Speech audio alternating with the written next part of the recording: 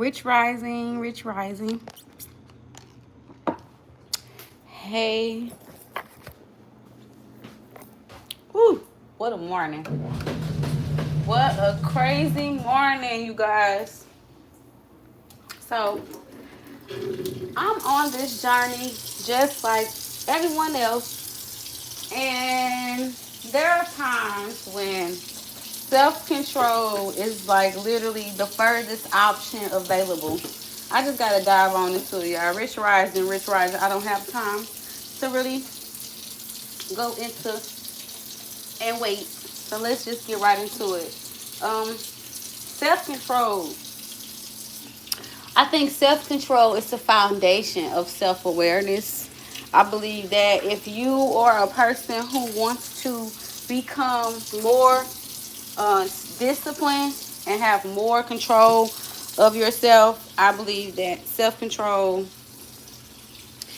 is your number one goal to get the rest of your body in line with achieving that. Um, we can practice self-control throughout the day, all the time, even when it comes to like even cleaning your space. That is a form of self-control and discipline. Like every day, to make my life less chaotic.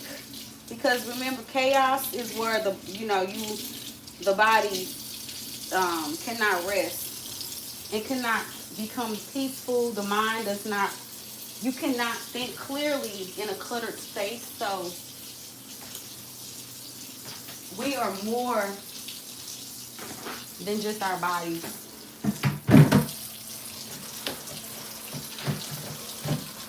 And that's the part that people miss when it comes to life. We live life, we think that the most important thing is making Fayat money, which is a new word I learned. Fayat, F-I-A-T, money, which stands for my understanding, is that money is not real. The money that we use is not real, meaning it doesn't hold a real value. It's a social, it's a social norm that we've created to give us a sense of purpose of goals completed, stuff like that. Get down, girl.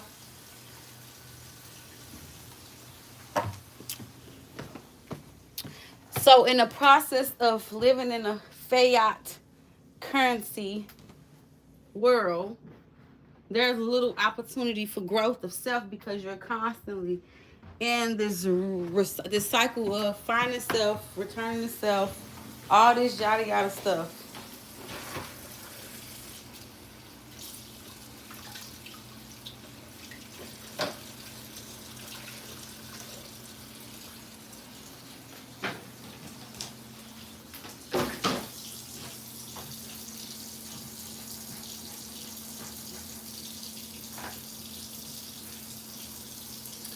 So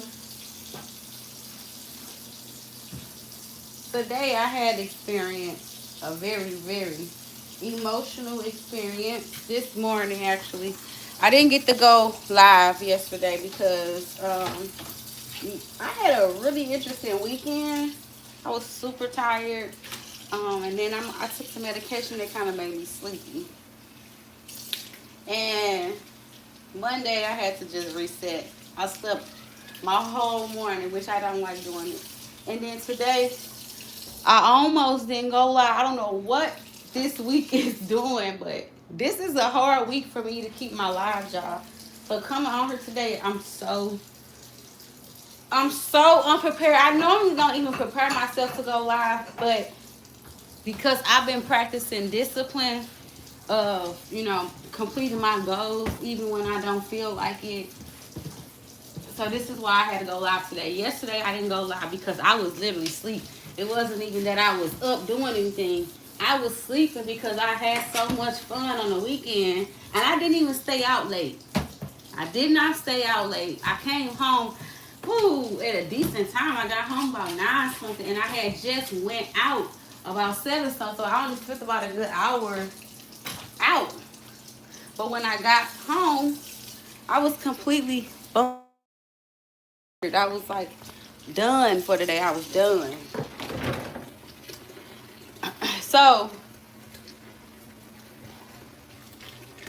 self-control is on the top of it's the topic this week. And it's probably going to be on it for all my lives, because a lot of the stuff I talk about, you won't be able to be successful in any of these areas if self-control is not the first key to your foundation. You have to be honest with yourself. That's the first step. Looking in the mirror.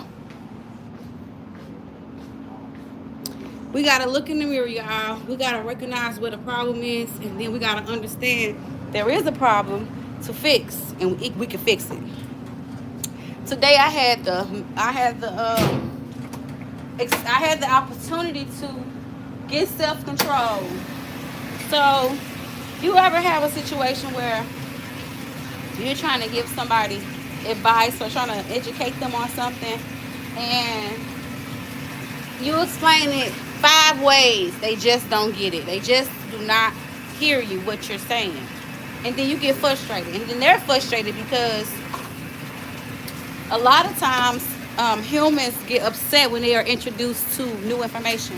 When we don't understand something that we feel we should, it gets frustrating, and then we become offensive. This is why people get into arguments when they are talking about certain topics that involve God. This is why God is such as a bad topic to talk about, because everybody has their own perception of God. And when people are introduced to information they don't understand, people tend to get upset. They don't like information they don't understand. Humans like to fill in the gaps. That's why we do self-projecting things. We project our own experience onto other people's situation, and it does not have to always be that. And we're fine with doing that. That's because it's a survival mechanism that humans have to do in order to get a sense of what's going on to them. So, I had the opportunity to practice self-control. I was presented with a task, and I'm glad I'm looking at it this way, because we tend to internalize our situations and make them out to be who we are. This situation does not define me or define the person I experienced it with. It's an experience that we had to go through, and hopefully it's a lesson that we can learn from. And when that situation occurs again, we have the tools to do what we need to do. So I'm happy we are getting these experiences, because in the long run, me and this person will be in a better place, which we have to, because we're soulmates. Anyway, so I presented information to someone that they did not agree with. It was simple to me, but again, the brain is set up to survive and to fill in the gaps. So if you tell someone something and they don't get the full understanding of it, they will first get offended, because for one, it's like you're talking a language they don't understand, and sometimes that offends people. I don't know why people don't understand new information can be offensive to someone who doesn't understand it, especially when it's a disagreeing or something that they don't agree with. So not only are you presenting them with new information, but you're presenting them with new information that they don't agree with. So now we got 2 oxymorons. You know, we got a situation that who wants to hear something I don't agree with, and it's new information to me. That's why when you talk about certain taboos to people, that's why they call them taboos, because it's a topic that people don't want to talk about, don't understand, and they don't agree with. It will piss anybody off, okay? I don't know why humans are programmed that way, but we are programmed to be offended by things that we do not understand. And I think the offense part is not directly the symptom of the program, but I think it's a byproduct, because we don't know how to internalize that frustration. School doesn't teach us, and throughout our lives, we've always been shown to either ignore it, call it something that it's not, because we don't agree, like crazy words like that. So we haven't learned how to deal with information that's presented to us that we don't agree with and we've never heard before, even though it could be true. We have not learned how to process this. I think that's what school should be about. School should not be about learning how to count and learning how to read. Your family should teach you that. If you're going to school, I believe school should be a place where the human understands itself so that it can coexist with other species. Why are we learning a system of control? But that's another conversation I care not to talk about. I'm not here to dismantle nobody's system. Let me make that clear. This is for educational purposes only. I respect any person who created a system and it has worked for them, regardless to my position. I respect it because it took great magic to accomplish something like that. And I could do nothing but admire it because I, for one, know I'm not my flesh. I cannot hate anything of this earth when I know I am not of this earth. Why would I hate something that I'm not?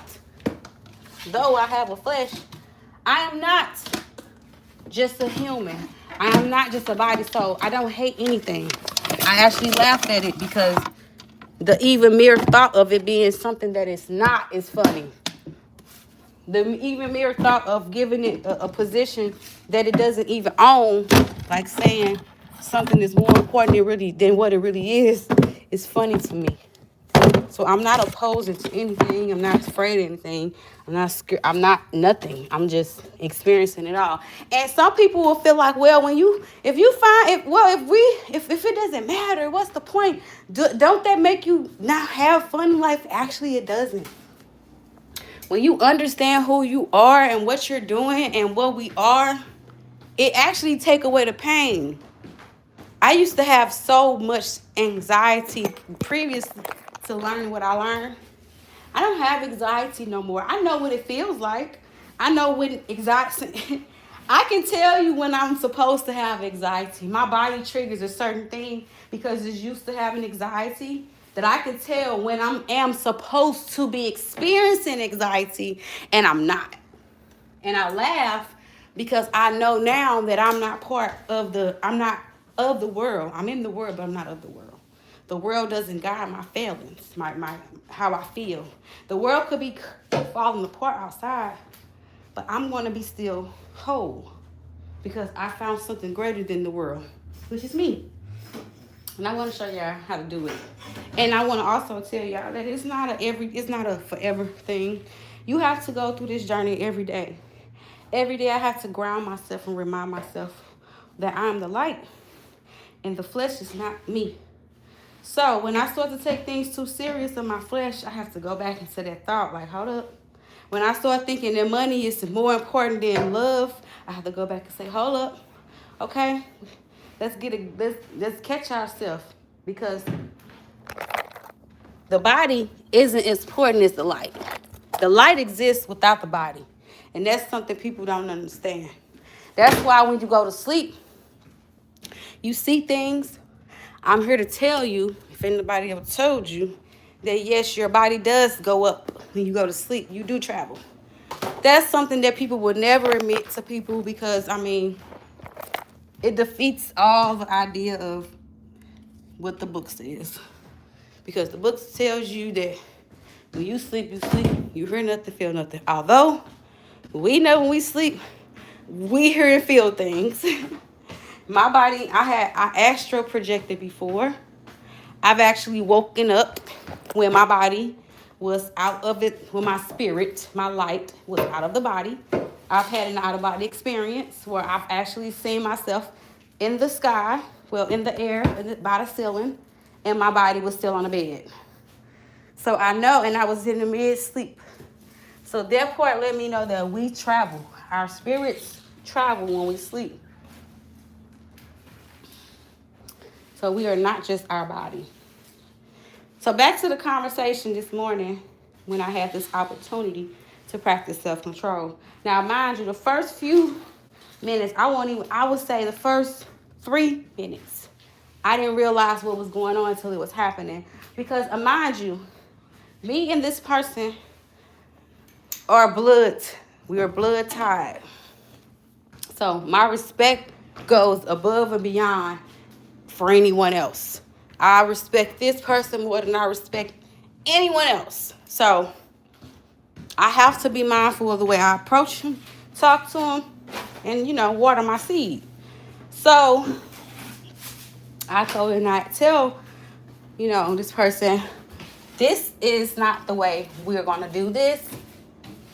Even though it wasn't a lot, they were leaving early, and I was telling them, you need to stop doing that. And I didn't say it like that. I said, hey, what time are you leaving this place? And they told me. And I said, well, hey, we got to stop doing that. We got to start leaving at this time, right? And so I presented new information to him that he didn't agree with, for one. So when I said, we have to stop.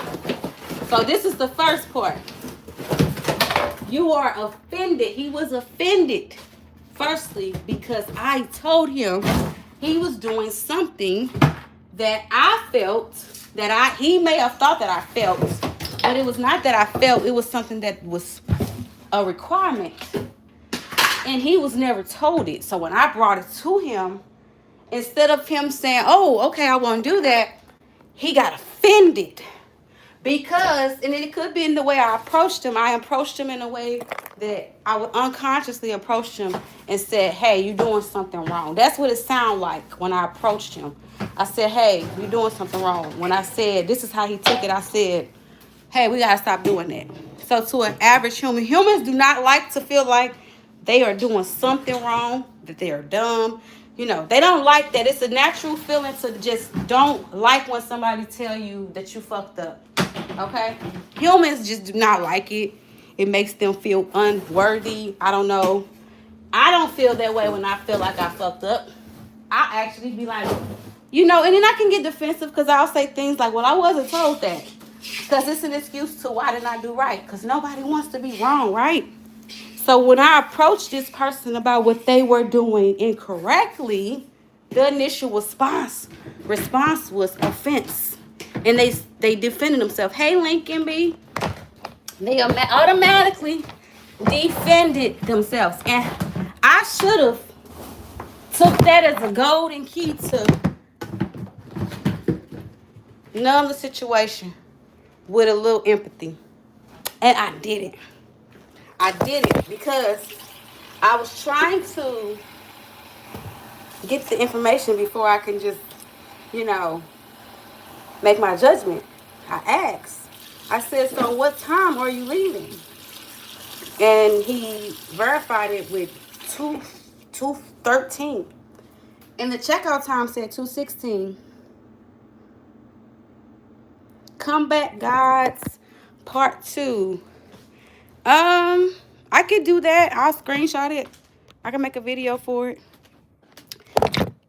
So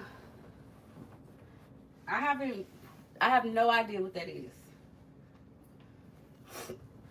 So obviously when I presented this information to him, he was in defense immediately because it was already sounding like he did something wrong. And again, humans do not like to feel like they're doing something wrong, especially when they have tried to do everything. You got to think about it. When you try to do everything right,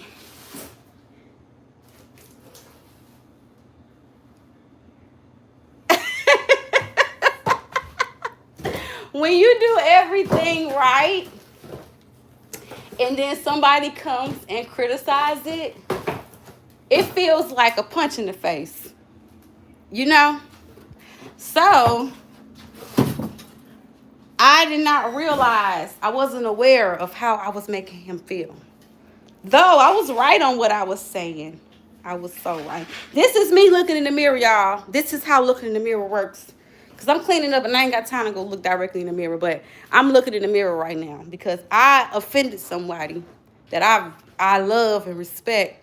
I offended them by trying to tell them how to do something better for themselves and so that they won't receive any punishment behind their current behavior. I was literally giving advice that was needed, and they took offense and was not listening because the way I approached them and the type of person this person is. This is why context matters. This is why when people tell a story, you can't listen to one side of the story and just make your agreement. This is why judges exist. There are 3 parts to a story: yours, mine, and the facts, okay? And a lot of times people get that shit confused. Just because that's your side doesn't mean it's the fact. It's not the whole fact. This is why judgment is not upon me, because you don't know what's in man's heart to judge them. And I don't mean you don't, and I'm not saying empathy wise. I mean you don't know why people do what they do to make an assumption of why of what they did. What you may have seen as offensive. Hey, if anybody new here and you're asking me and you're saying hello, please like and subscribe, and I will commit to do whatever you're talking about. But right now, I'm going to keep this topic about what I'm talking about, and we can talk about yours later. I don't mind giving responses and reactions to anybody's content, especially if I'm asked personally. I take appreciation in that.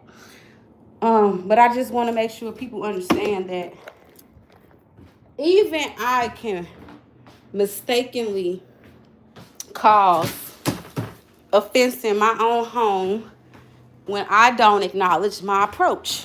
Okay? So by me practicing self-control is how I avoided a stickier situation. Because it got sticky. The person got extremely offended, began to yell, to try to prove their point, their stance, and I respect that. I don't agree, but I respect it because, I mean, if anybody came to me while I was trying to do my best and they told me, hey, you're fucking up, I would be mad too. I would be mad too, especially if I don't understand fully how I fucked up. Okay? I would be double offended.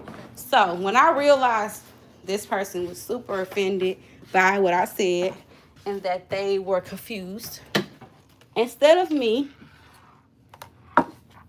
continuing to press the issue, continuing to rub it in their face, or continuing to talk at that moment, I walked away. I completely walked away because at this point, we're not going to get anywhere if both of us have the wrong idea of the whole conversation. I think I'm trying to help you. You think I am telling you something that's not true. That's a recipe for disaster, man. People have lost their lives by trying to argue with a situation like that. The best thing you could do is have self-control and walk away. Give a person grace, man. Okay? Everything ain't gonna be how you want it to be. Everybody won't take the advice that how you think they're gonna take it.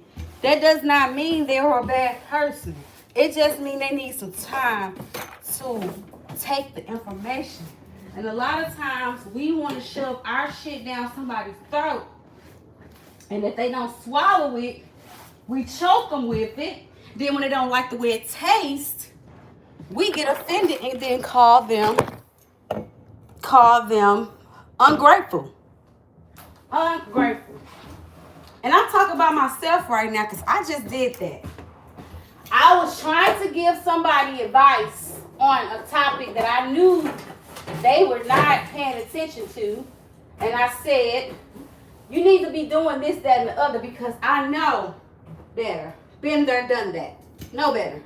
And they got offended because of my approach was too heavy. I can tend to be a little heavy on people because, like, I'm like a guide when I talk. I think what I say is easy to accomplish, but to others it may be the hardest thing in the world. And that's something I have to realize. I'm not like everybody else. I don't take things in like everybody else. What may be simple to me may be the hardest fucking thing in the world to the next person. Okay? And what might be simple to you may be stupid to me. That's just how life is. But I did win because instead of me allowing us to come out of this in a really, really tragic situation, because when people are usually having disagreements and the adult, it's an adult versus a younger person, the adult usually tries to win by authority and control. And usually it causes the younger person to withdraw and basically reject any information that was probably going to help save them. Okay? So we as adults have to watch how we approach people. We need to be aware. I have to be more aware because this person I'm dealing with, I have to be aware of how I deal with this person, because it's some things about them that person just can't help. And I'm trying to show people how to handle themselves. This is the first person that I have to show. And I've been showing. We're just having new topics because we're in new ages. We're getting new things done. So I believe the situation like this will be less and less because of how both of us will handle it going forward. When I have new information that I feel like, even if I gotta go about things like that different, because even if you don't always know that I don't always know people will be offended by my suggestions. I'm not always aware that, but now that I realize, even when I think the situation, even when I think that my advice is going to give you help, I have to consider the person I'm talking to. I have to consider their mindset of receiving information. And everybody doesn't receive criticism well. Some people take criticism like a jab to the heart. They feel like you just crush everything about them. You know, they'll tell you, oh, you're mean.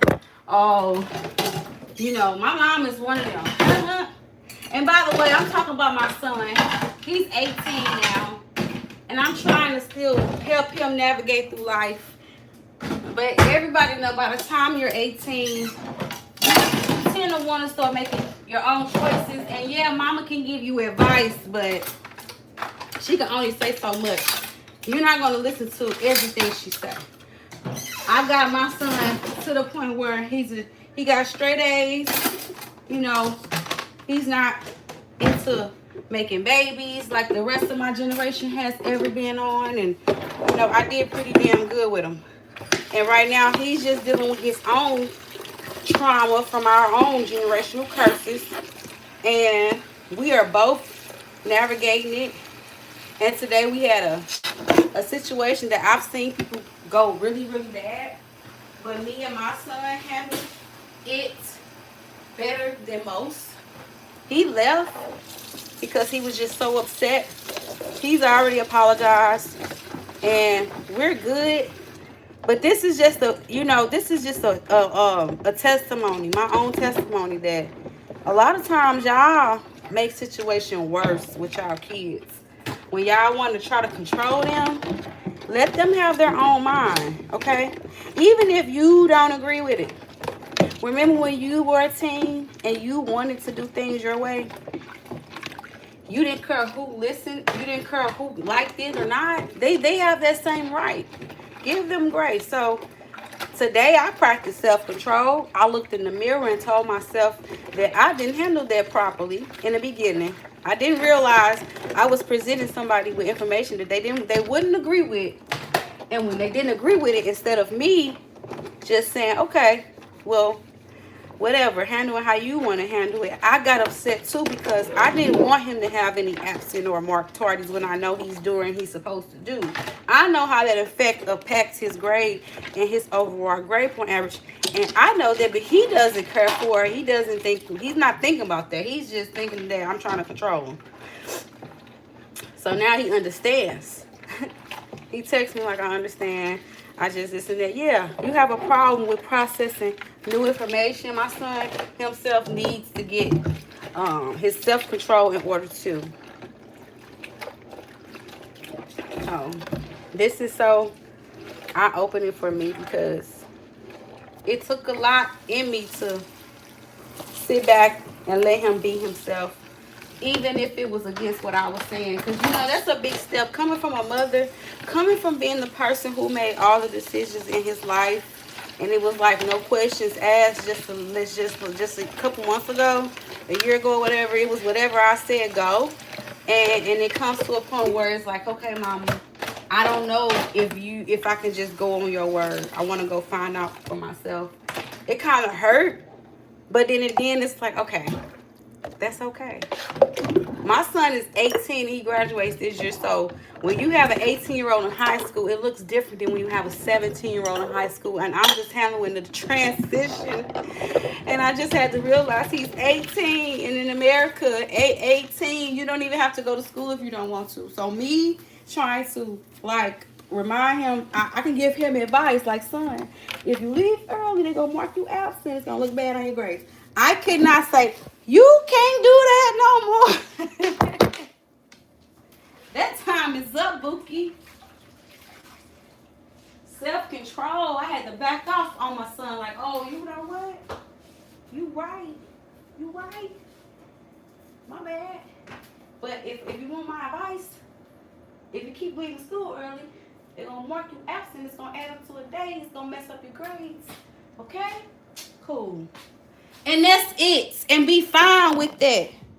But that's hard coming from my community, because in my community, mama knows best.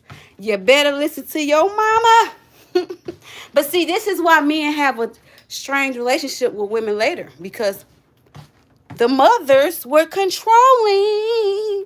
The mothers were cutting them off, acting crazy, telling them they ain't gonna be stuff. No. The mothers ruined their relationship with their sons by trying to be the muscling in their life and the provider. So now he's confused on who he is, because he's seeing you provide. And not only did he watch you provide, you used to kick his ass. So you are a provider and you kicked his ass. So now he doesn't even understand his relationship with women, because the woman that kicked his ass was also the woman taking care of him. Now he's confused as a man, because all these men around is telling us, I gotta provide, but I don't know how to provide. I don't know how to do this. I seen my mama do it. My mama is the reason this, that, and the other. But see, my son is getting the benefit of men. He has men in his life that help talk to him, teach him things. And I don't put my hands on him or anything like that no longer. I used to, when you're a kid, you got to chastise them. But as they get older, putting your hands on a kid, on a young teen, will backfire on you. So if you got any teens, I do not suggest raising your hands to them when they don't do it. Is put your hands on an adolescence. I just got to keep it real with y'all. I know don't nobody keep it real with y'all ever in y'all life. Nobody ever keep it real with y'all. Everybody lie to y'all. Even your own parents probably lie to y'all. Did they tell y'all that Santa Claus was real? If your parents told you Santa Claus was real, could you trust them? I've never told my kids that Santa Claus is real. And I've never punished my kids for telling me the truth. That's why my kids can sit and look me dead in my face and tell me the truth. And no, even if it's something I don't want to hear, they know I'm not going to get upset. I would be disappointed, but I'm not going to get upset. I ain't the perfect parent, but I damn sure making my business to be a good one, an understanding one, and one that actually cares about her kids. Some people are parents, but they don't give two rats ass what happened with their kids. And sometimes kids can make you feel like, I don't want to care what happened because you ain't listening. And for a very second, I felt that way because I was so upset. I'm human. I can be honest. This is me looking in the mirror so that I won't do this shit no more, y'all. This is what I'm talking about. You have to look in the mirror so you don't do dumb things. I'm not saying you ain't gonna do it. I'm just saying don't continue to do it. So, and if you don't look in the mirror, this is me looking in the mirror, y'all, right now. Acknowledging when I made a mistake. Showing myself how to fix it and moving accordingly. Not sitting around acting like I'm justified for all my actions. Not sitting around pointing a finger at the next person for why my behavior is the way it is. No, I'm taking accountability for the way I behave today, right now. I'm giving my son the grace and the respect that he deserves as a young individual. Not just because he's my son, he got to listen to me. No, he does not have to just listen to me because I'm his mom. He ain't got to listen to shit I say. Not nothing. I don't care what it is. He don't owe me nothing. I gave him life and he don't owe me nothing. I don't know why people think you owe him, because no, I owe him grace. Yes. He my child. No, he didn't ask to be here. I wanted him here. I brought him here. Therefore, I got to give him grace to enjoy being here. I can't control him.